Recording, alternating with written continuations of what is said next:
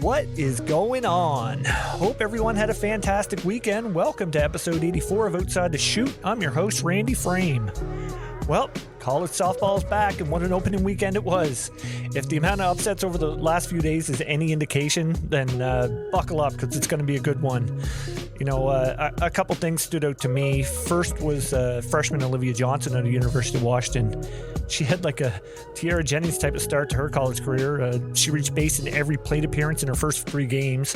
That included 3 home runs, triple. But then what really stood out was being intentionally walked all 4 times that she came to bat in their first game on Saturday against Rutgers. You know, talk about earning immediate respect. That's pretty crazy. Also need to talk about freshman Jordy Ball out of Oklahoma Sooners. What a performance she put on Saturday in a marquee matchup against UCLA. Ball goes out, throws a 4-hitter with 14 Ks. She showed amazing poise. She never got frustrated with the illegal pitches. She just took the ball back and was like, let's go. You know, it's quite the luxury the Sooners have when you lose the reigning Women's College World Series Most Outstanding Player in Juarez and get to replace her with the likes of Jordy Ball. It's going to be fun watching her career play out. You know, speaking of G, on to this week's guest, and we sat down and chatted with Oklahoma Sooners alum and, as just mentioned, the reigning Women's College World Series Most Outstanding Player, G. Juarez.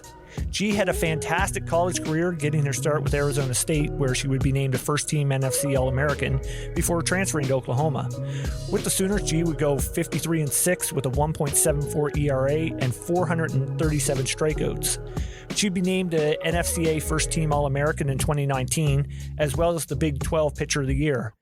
Last season is where G definitely left her mark in Sooner history, as she went a perfect 5-0 at the Women's College World Series, leading Oklahoma to their 5th national title.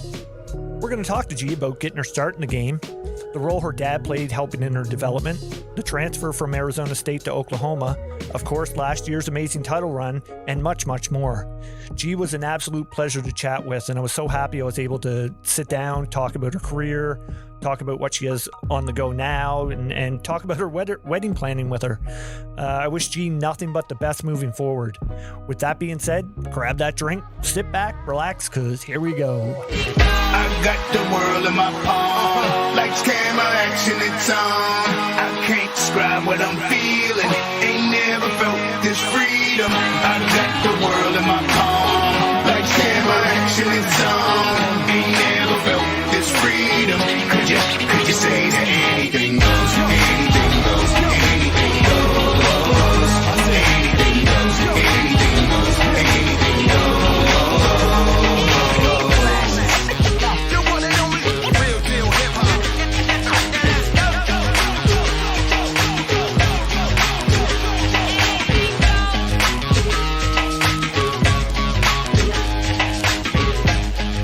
Here we go.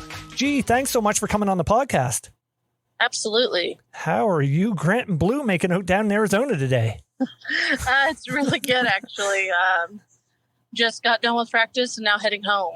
Right on. So I do this with all the guests. I go and look on the weather app and look at the weather. It seems like it's a little chilly in Arizona today. Yeah, it was definitely a little chilly this morning. When the wind dies down, it's actually really nice. Right. Well, chilly for you guys. It's really cold. Chilly for you guys. Not. I just looked at our temperature and it feels like 1 degree Fahrenheit. So absolutely not. that'd be tough on you guys. So how's the wedding planning going? It's going good. We are still looking for a venue and everything, but other than that, it's going pretty okay. Yeah. Not really. Well, I guess I got to wait for the venue for everything else. Right. When are you planning on? Sometime in 2023. We're not 100% sure yet. Excellent. So were you surprised by the engagement?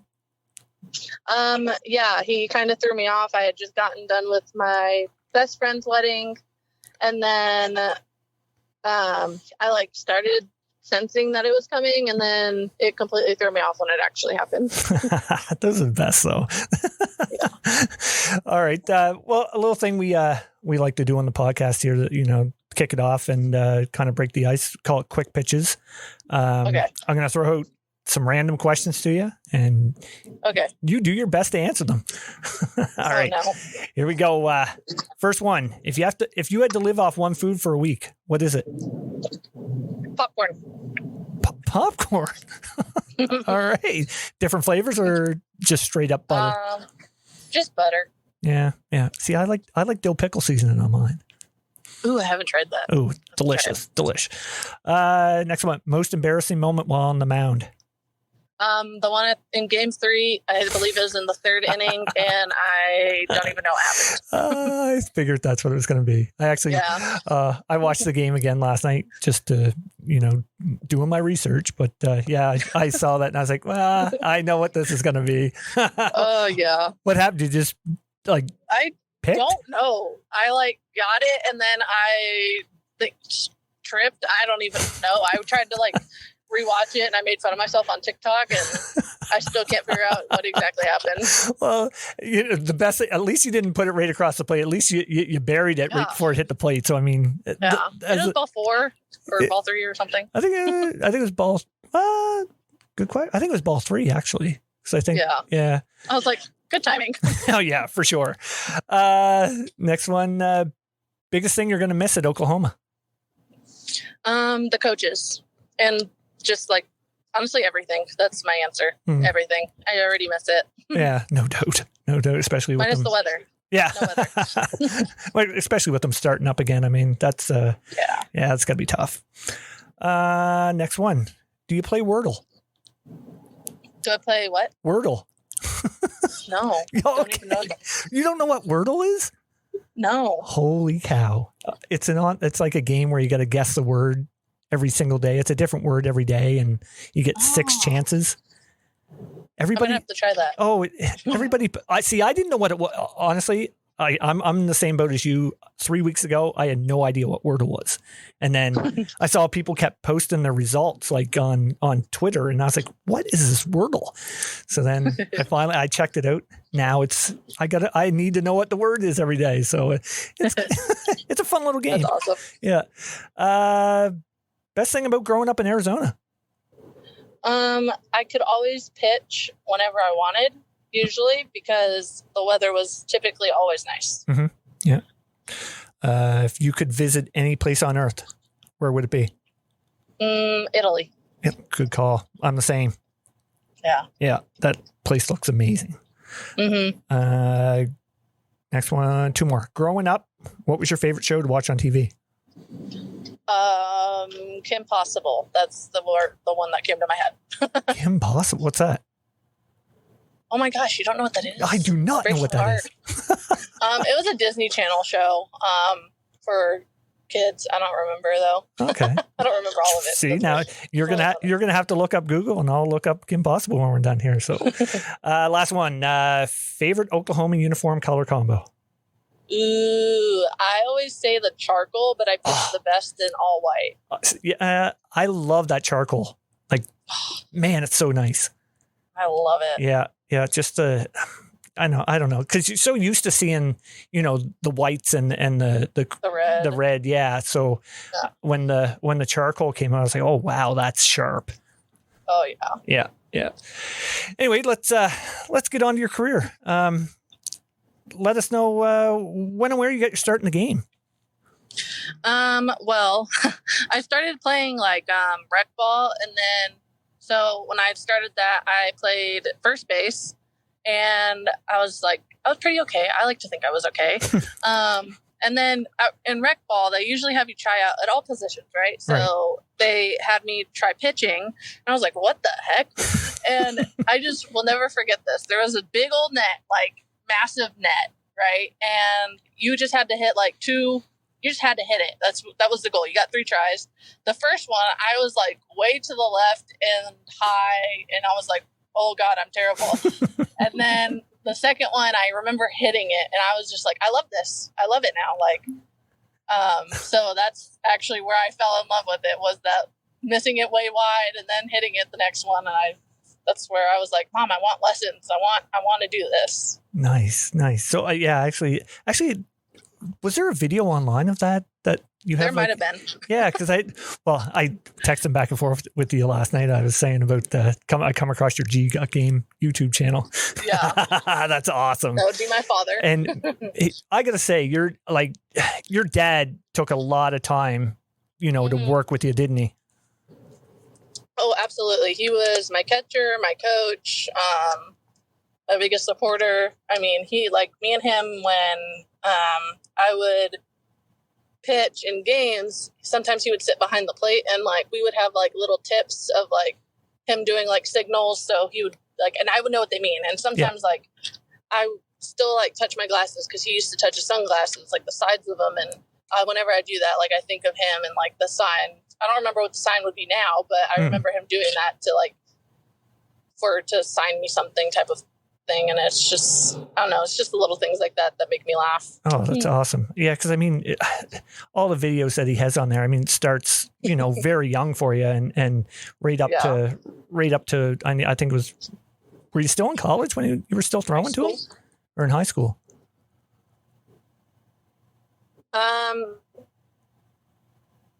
Because I think like there was video there where you looked like you were older when the last video was made. Oh, okay. Well, hey, if anybody wants to check it out, go check out G Got Game. It's good content on there. So, tell us about your time in travel ball in high school. What are some of the memories that you have from your time then? Well, one of the first ones, anyways, and it's in one of those videos, was I was at Mountain Ridge, and it was my sophomore year, and we just beat like the number one team in high school ball, and we hadn't beaten them for 10 years. Like every time we lost, I guess. Wow. And like just that feeling of like, wow, that was awesome. And then just getting to playoffs, and then my first year we got to state, and that was an amazing feeling.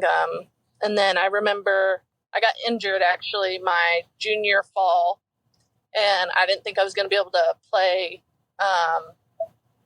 that spring, but I ended up coming back, and I helped my team back to the state championship. We lost both times, but I mean, I'll never forget like just getting there, and whenever we lost, like I remember my dad hugging me and saying like, let this burn, let this like feel this feeling, like let this fuel your fire for next year type of thing. And right. I just like will always remember that. And I think like even when we lost at the World Series to UCLA, I had that same feeling. I even think he said that to me again, and like that was just kind of like the thing of like, let this burn and like let this fuel your fire for the next time, for the next year.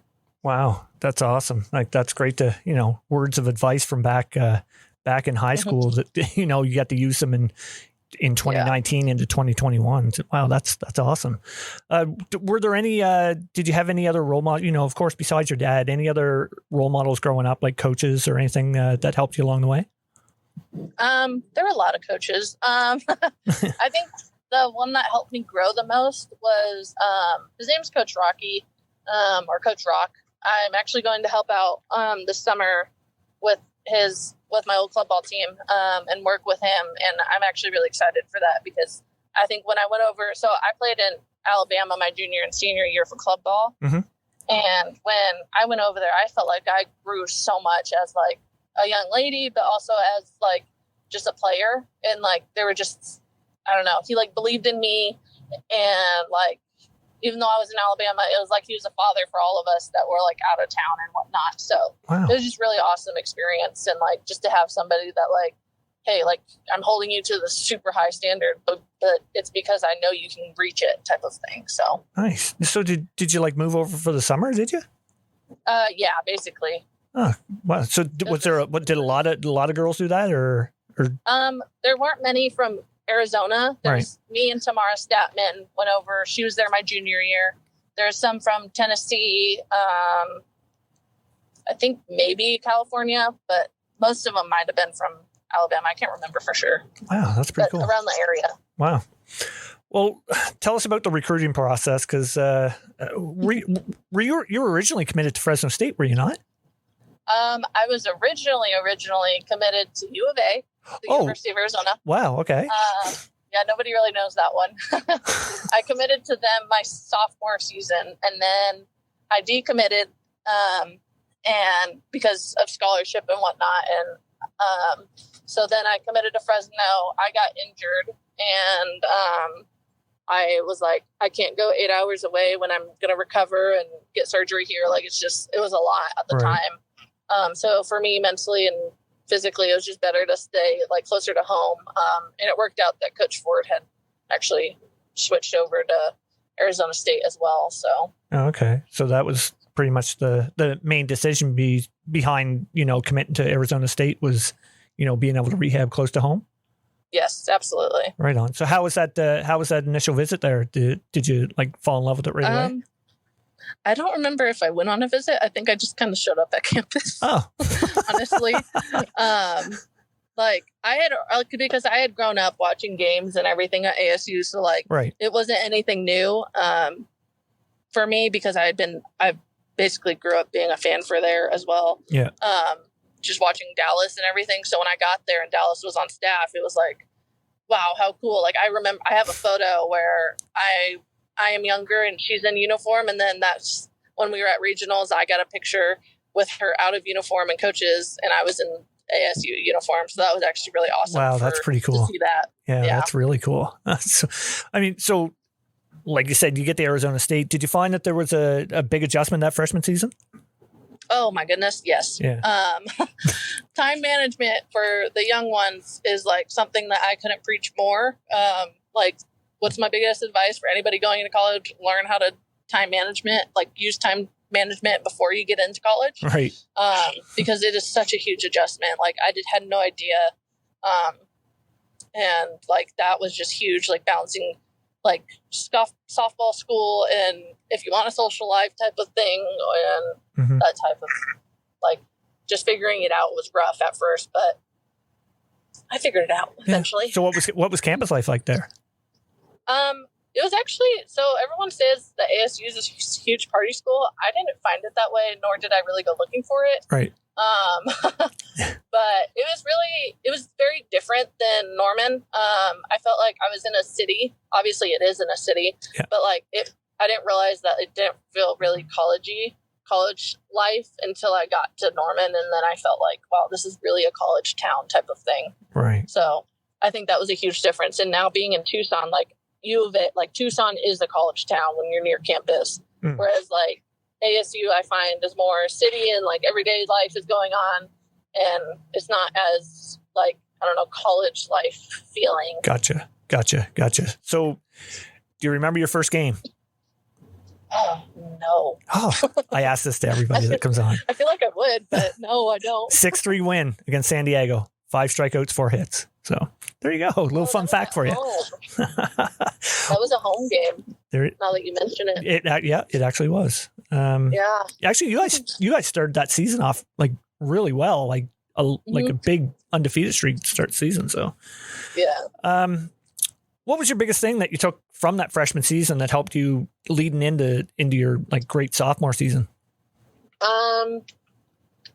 Honestly, it had a lot to do with my hip. So I had surgery that freshman fall, came back, and I retore my hip. And I remember that specifically from my freshman year. Wow. But I pitched on it, and I was like, I want to ride out the season with my team. Like, I have great seniors. Like, I want to do it. I want to wait for surgery. And then I remember we lost to UNC, I want to say. Okay. At Ole Miss, and that was heartbreaking. I just remember like that I wanted to get farther, and like it broke my heart. Just not getting past regionals, and like I just took that feeling and took it into the next year and rehab and everything, and really not rushing my rehab, because I felt like that was partially why I got re-injured, was because I wanted so badly to come back and play my freshman year that I rushed it, and then I wasn't fully ready. And so just like taking my time rehabbing, and then also taking that loss and fueling my fire. Right. Well, hey, it seemed to work, because I mean, you go 26-6 with a 1.22 ERA, first team All-American. I mean, safe to say, whatever you did, it worked. Was your confidence growing by the day at this point? Yeah, it was. Yeah. I like my sophomore year, man, that feels like 10 years ago. But like it was a good year. I just wanted it so badly. Like I just wanted to get to the World Series, and I wanted to do my best and like beat all the number one teams that were there and just like give my team a chance to get back in the dugout and score. Yeah. Well, yeah. Hey, you made it to the College World Series that year. And so what do you remember about the atmosphere that first time? Because, I mean, no doubt it was a different animal when you were with Oklahoma. I remember not feeling prepared. It was, the crowd was insane. The, like, being on that stage is very different. And, like, there's no way to prepare for it unless you go play there. And I think, like, I felt like a baby giraffe around a bunch of like, oh my God, like where am I? And I like, it's so different. I think of the World Series as like Washington softball stadium. Like that's what I would compare like the height of the stands to. Right. Just feeling like you're under, like you're down in it, type of thing, like almost like a Coliseum. Right. Well, especially after this last year when they put that upper deck in. Oh yeah, that was even more so. But my sophomore year when we went, I felt like a deer in headlights type of thing. So, but I remember like just feeling discombobulated and like feeling so off. But it was a good experience. I needed to feel that. But when we played Oklahoma that year, I was like, heck yeah, I want to go head to head with Paige Parker, and I want to play this team. I remember that feeling. Yeah. So, you know, when I gave up the one home run to now the best college hitter ever, she's okay. I was like, yeah, I'm only her 29th home run. She likes to remind me. That's awesome. She always says, like, you are number 29. I'm like, thanks. Glad I could be your memory. Oh, that's great. Oh, that's so great. But, like, just, like, to feel that was, like, so needed for me to, like, okay, I can hang with these girls. Like, it's not just I can hang with Oklahoma. Right. You know? So that was a good, even though we lost and we went home, it was a really good experience for me. Oh, no doubt. No doubt. So what led to the transfer to Oklahoma? Just like, there was a lot of drama, with me, and it involved around me and Danielle Gibson. And it was other people causing drama. And there were lots of rumors after I left that said that me and Gibby were the problem and everything, but we took it to admin, and admin did nothing about it. And I didn't feel like my well-being was being taken care of. I struggled mentally. I wanted to quit a lot. Like I wanted to quit as soon as I left. But I knew I owed it to myself to like give other schools a chance and like to go visit and whatnot. But I mean, just mentally, and I didn't feel like I was being protected there. I didn't feel like I was being looked after, even though I got told I was, you know. Yep. And after taking it to admin and nothing was done and everything, then it was like, okay, well, this isn't the right fit for me then. Like, I have to leave. I have to do what's best for me. Wow. Okay. So were you in conversations with Coach Gasso or like during that summer? That fall I went on a visit to Georgia, first actually. And I loved it. It just felt like something was missing. Right. And I'd been talking to Coach Gasso, and we like set up a visit and everything. But when I went there, it was nothing like I thought it would be. It was nothing how people had described it to me. It was nothing about the trophies or here's who we play, that type of thing. Here's what we've done in the past. It was very family oriented. We went to go play Uno at her house. What a great game. Eat dinner, right? Yeah. But like it was all about family and showing me who they are outside of the field. And I think Sid Romero was my host when I went on my visit, and she made me fall in love with the place. Like her story, my story, like she just talked to me, and like she saw me for more than a player. And so did Coach Gasso, and so did Coach Rocha and JT. And they were so welcoming, and I don't know, like, it was just different. I could see that they cared for my mental well-being and my physical well-being and that type of thing.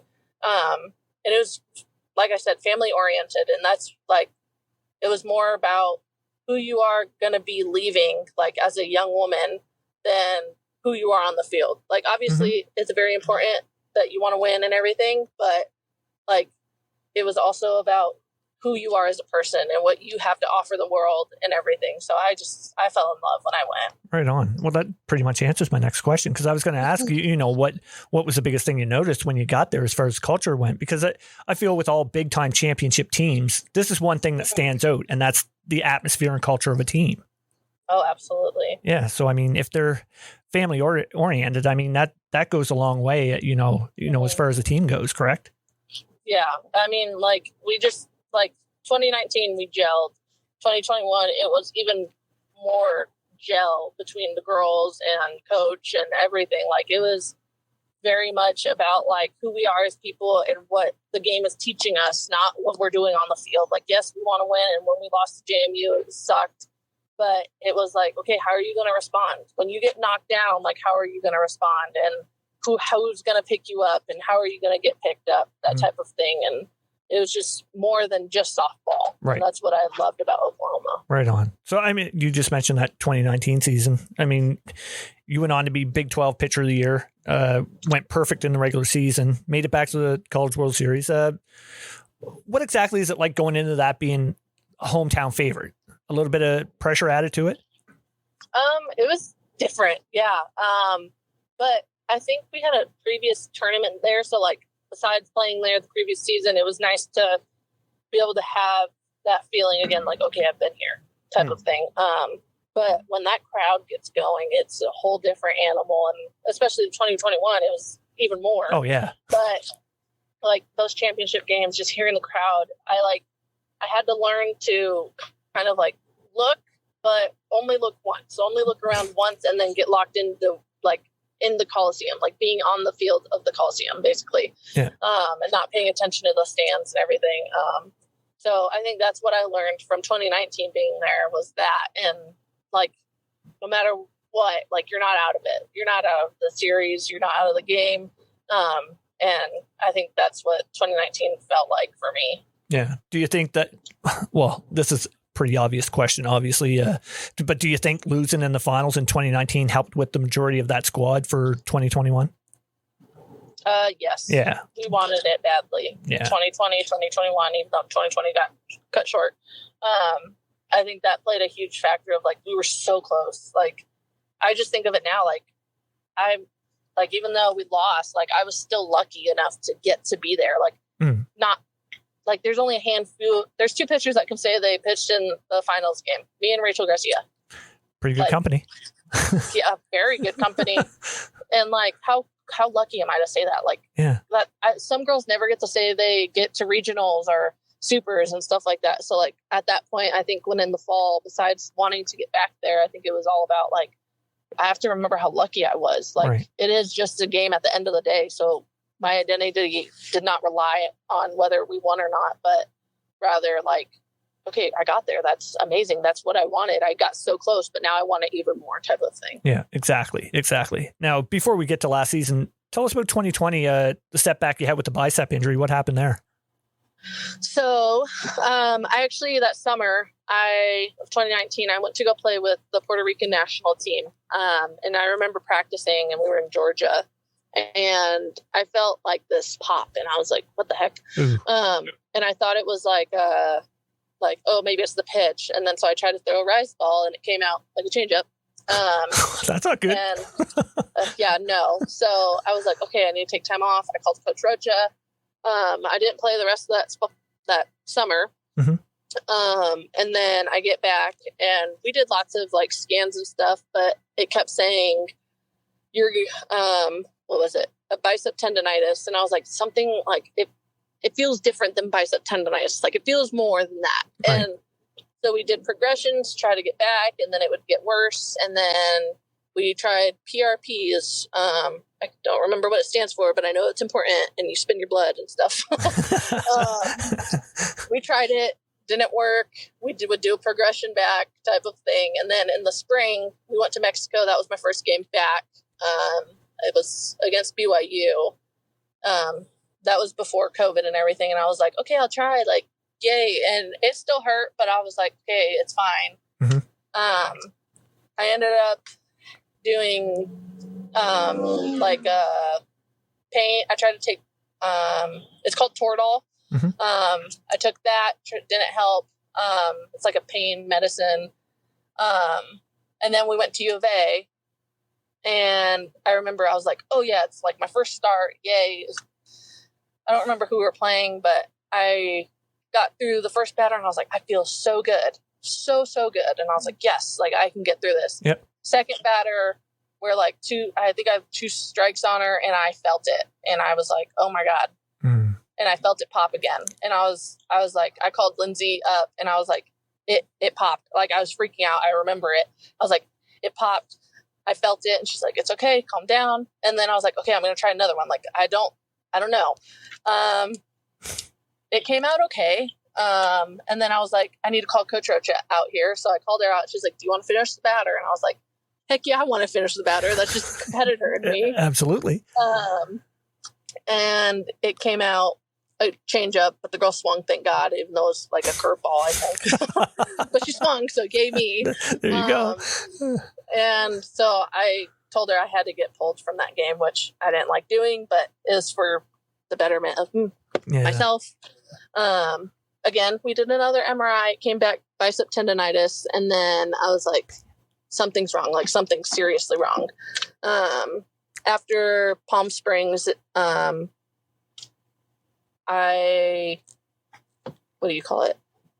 kind of like had a discussion with the doctor, and I was like, is there anything else we can do? Is surgery an option? Like, I don't want to do it, but if it's the best thing, then we can do it, type of thing. So we went in, and he found that my bicep tendon was 2/3 torn.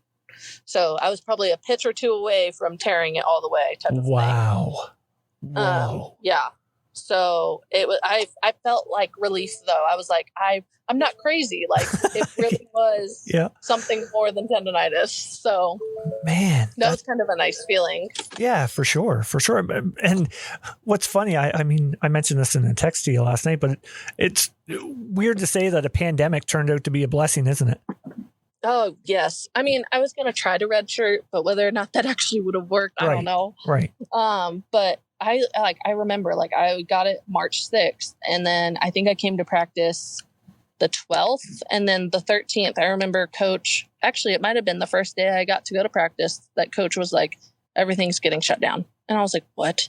like crazy. Like, it was less than a week later that everything got shut down. And I was like, it's a blessing, kind of, for me. Right. Maybe it's not great for the rest of the world, but like, it worked. Yeah. It worked out for me in a weird way. And I guess the rest of you is like, all you seniors at that point, you wouldn't have, when you guys got shut down, you wouldn't known that you were going to be able to come back. That's right. No. Yeah. So, I mean, there probably was a little bit of anxiety for you guys. Definitely. Oh, yeah. I couldn't imagine. Jeez. But hey, it worked out. I mean, let's talk about last season. Because, I mean, it turned out to be a pretty big year for you. Like, not just on the ball field, but off the field as well. Yeah. I got to ask about that opening game of the season, because you guys won 29-0. Did you guys know going into that game how good freshman Tiara Jennings was, or did she put everyone on notice after that opening game? I think we knew, like, we were like, yeah, she's been hitting really good type of thing. And I knew she was a good hitter, and I knew she was a good player. But I think after that game, she just went off. Like, she just went off. I guess she and did. She's like, everybody knows my name. And I was like, okay. Like, it was awesome to watch that freshman class, like, just come out and do what they did. And I mean, Jesus bodes well, going into this year. I mean, oh yeah. Like, wow. Gosh. So, I mean, you guys cruised through the season pretty well there. You get that opening game against JMU at the Women's College World Series. Overconfidence, or James Madison was a real deal? I think it was us. I think it was the freshmen being deer in headlights, that same feeling. Right. Yes. Because like it was like they didn't play their best, and I think the whole team would admit like we just kind of like got stunned. Yeah. Like they're JMU, very good team, very legit team, but I think at the end of the day it came back to us, and it fell on us of the reason why we lost, because and we'll tell you that too, like it was because of us. Like we were like facing ourselves type of thing, like we just like got in our own way type of thing that happened. So So what was it like going into there, with the extra seating now? It was like, just get to the next game, get day by day, take care of this game, and then we'll move forward one at a time. And it was about taking it one at a time, and just playing for each other, enjoying every moment that we had with each other type of thing too. So giving it all we had. Was that the message that, after that game, that was that the message pointed out in the team meeting? Yeah. And just playing for each other and trusting your instinct and not trying to be too big, but being yourself instead, and being who we've been all season. And also another message was we don't lose to anybody twice. So, it worked.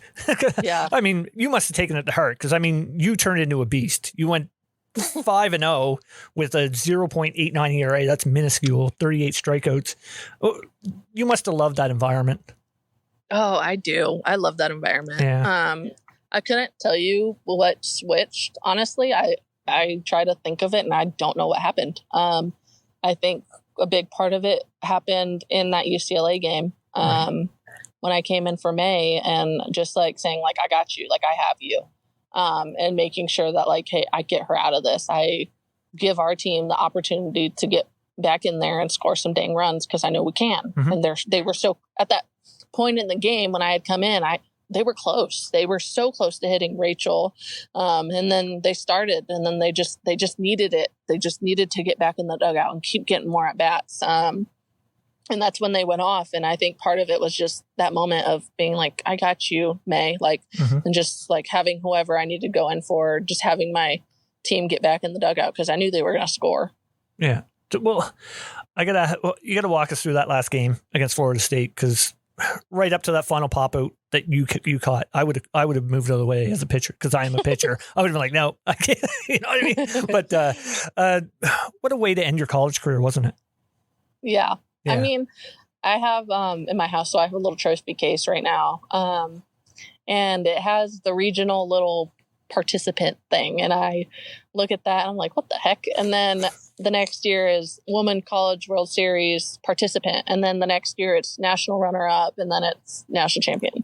Wow. And that's cool. So cool to see. It's wow, I did that. I really did finish on the the way I wanted to. I progressed the way I needed to, and it was amazing. But if I had to walk you through that game, it felt like another game. It felt like we were just, surviving. Yeah. Survive, get to the next game, get to the next day.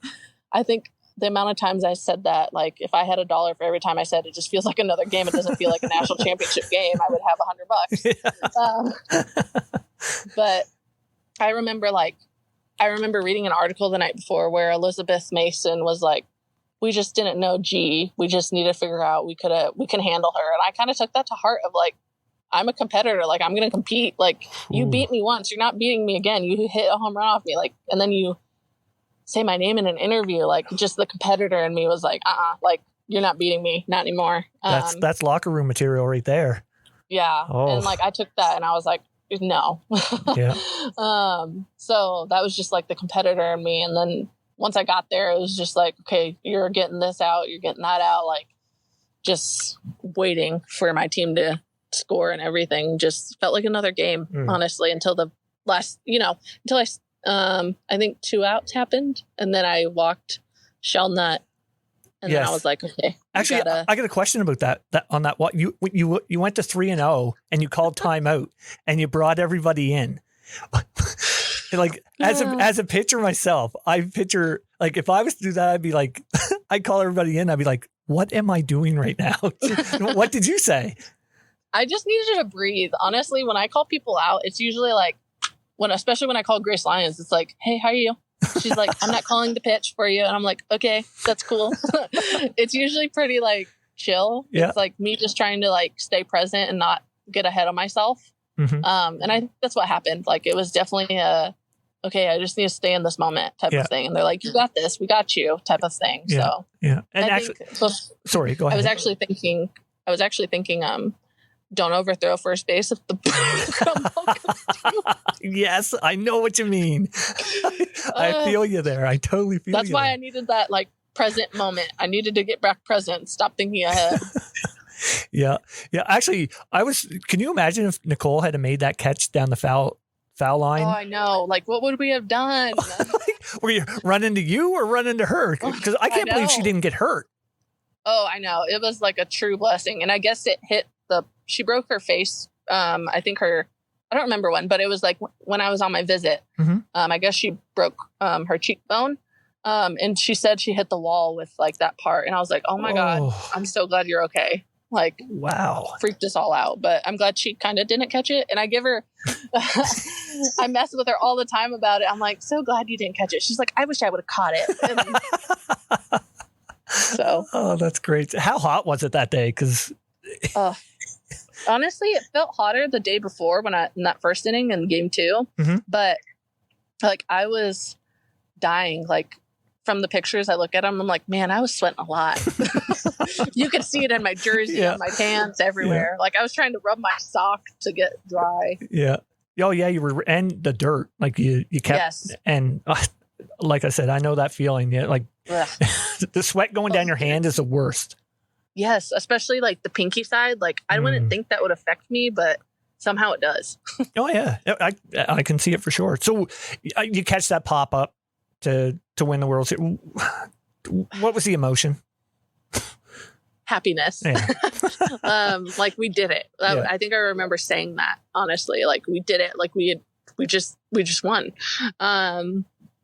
Like, right now, like, I have a huge smile on my face. And it's just like, it feels surreal. It felt surreal. It was like, this isn't real. I think this is the first time I'm actually getting emotional about it. Because I was like, oh, whenever you win, like, you'll probably cry. I never cried. But just like thinking back to it, like, what a way to end type of thing. Absolutely. Like, insane. Yeah. So it's just kind of surreal. I still have that feeling of like, it's not real type of thing. Right. Yeah. Amazing moment for you. Before we get in the last segment here, tell us about going over to play in Japan. How did that all come about?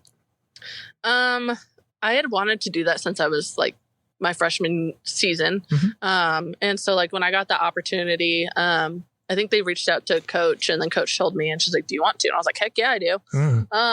It's been like a dream of mine since forever. Who are you with? Just having that. I'm sorry? Who were you with? Oh, the Toda Medic. Oh, Toda. Yeah. Okay. Mm-hmm. With Jordan Taylor. Yes. But it was really cool. It was definitely very different style of game. Like, they can put a ball on the ground when it's like 10 feet over their head. I'm like, how do you do that? Or like 10 feet in the other box. I'm like, how? Like, it's so, like, for me, Jordan is just like the strikeout master, but like, I'd like to say I'm a strikeout pitcher, and then like I couldn't get like one strikeout there. So it was very different, but it was really cool at the same time just to like experience that and experience like that type of level. Yeah. So I've had Jordan on the podcast, and I saw that. Yeah, she was talking about, you know, how the umps squeeze over there, and oh my goodness. And the videos, like, you know how Jordan puts those videos together. Yes. They're so funny. Those are my favorite. But like so the catcher's the same, and I'm not kidding, like she stuck a middle pitch. Like, I've never seen a more fat pitch, and I threw it, and I just like, I've never like given attitude back to an umpire, but I like kind of like leaned my head forward, like, what? And like she like looked back, and she's like, my catcher looked back and like, are you sure? I've never seen such a small zone in my life. Yeah, that would be so frustrating. Like, oh, it was. Oh wow! But I mean, so how'd you like the culture over there? Oh, I loved it. It was really awesome. Like, I loved it, and I got to see my brother. So he's his wife is stationed out there. Oh, nice. She's in the Navy, and so he got to go over with her, and I haven't seen him in a while. So it was really nice to like be able to get the opportunity and then see my brother and see how happy he is and everything, because he loves it there too. Oh, that's fantastic. Yeah. So what's the future plans of G Juarez look like? As of right now, I'm not going back to Japan. Mm-hmm. So when I was over there, I actually got injured and I just had surgery. Oh, really? Yeah, I had surgery on my knee, my right knee, my landing leg. Ooh. And I'm still in crutches, so that's fun. But so I don't know if I'm going to play Athletes Unlimited yet. Right now I'm coaching at Pima Community College. I got an opportunity there, and of course, like I was like, way before I was like, oh, I probably won't coach, and then the opportunity came, and I was like, maybe I'll coach.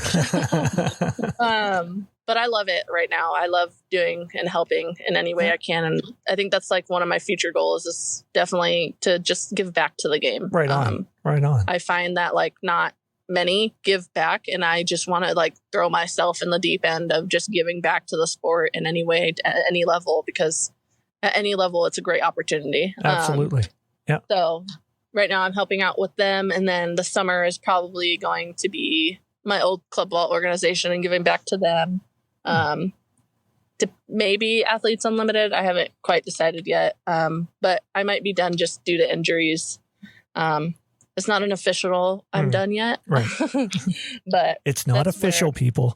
Yeah, it's not official. Don't post it on Twitter. Yeah. But injuries have caused a lot, so might. Pitching takes a toll on the body. Absolutely. Yeah. I mean, when I'm 43 right now, going on 44, I'm still pitching, which I'm knock on wood. but after I pitch, it's 2 or 3 days before my body's like, all right, you're good to go again. Yeah. That's definitely, I don't know how Tom Brady does it. I know it's different, but yeah, he's crazy. Yep, for sure. Little thing we'd like to add to end the podcast with, I call it Player Association.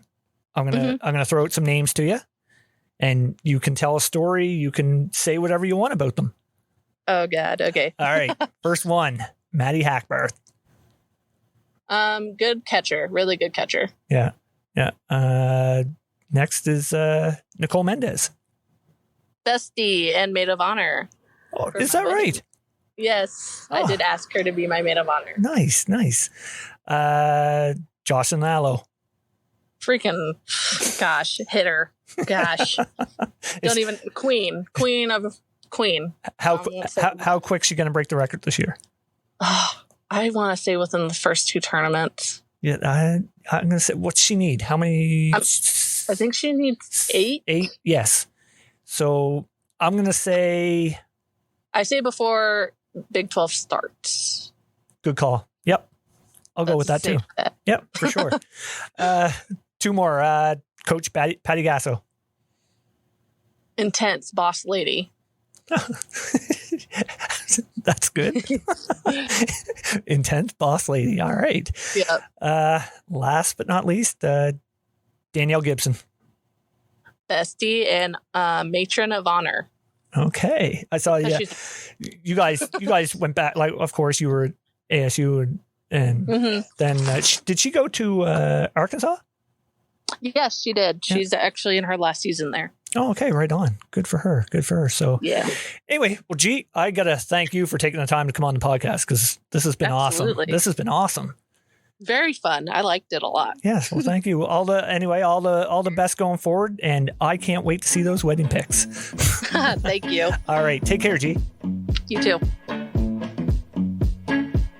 I read the rules before I broke them. I broke the chains before they choked me out. Now I pay close attention, really learned the code. I learned to read the map before I hit the road. Hey yo, I know you you never heard this before, but I'd rather lose a fight than miss the war. And I ain't wishing competition or fishing for it. I'm just living in a system, conditions are poor. I've been lost in the rhythm and misinformed. Too many late nights hitting the liquor store. Too many bad decisions, half-ass attempts. No sweat, no fear, no blood, no tears. I go hard, and I ain't making up no excuse. I'm overdue, I don't do what I'm supposed to do. Cause if you think about it, man, we supposed to lose. It ain't all picture perfect ocean views. No, I was a first-class rookie, taking out bullies in my all-black hoodie. Man, a mystery, you know the history. Get it or forget it, cause poof, I'm out of here. I read the rules before I broke them. I broke the chains before they choked me out. And I paid close attention, really learned the code. I learned to read the map before I hit the road. We say, nobody's gonna see me coming. Nobody's gonna hear a sound. No matter how hard they try, no stopping me since I found my inner ninja, my inner ninja, my inner ninja. Hey yo, I've been high and I've been real low. I've been beaten and broken, but I healed though. So many ups and downs, roughed up and clown. We all got problems, but we deal though. I'm trying to do better now, find my inner peace, learn my art form and find my energy. When my back's on the wall, I don't freeze up. Now I find my inner strength and I re-up. Here we go. I know I never been the smartest, the wisest, but I realize what it takes. Never dwell in the dark, cause the sun always rises, but gotta make it to the next day. It's a feeling that you get in your lungs when you run, but you're running out of air and your breath won't come.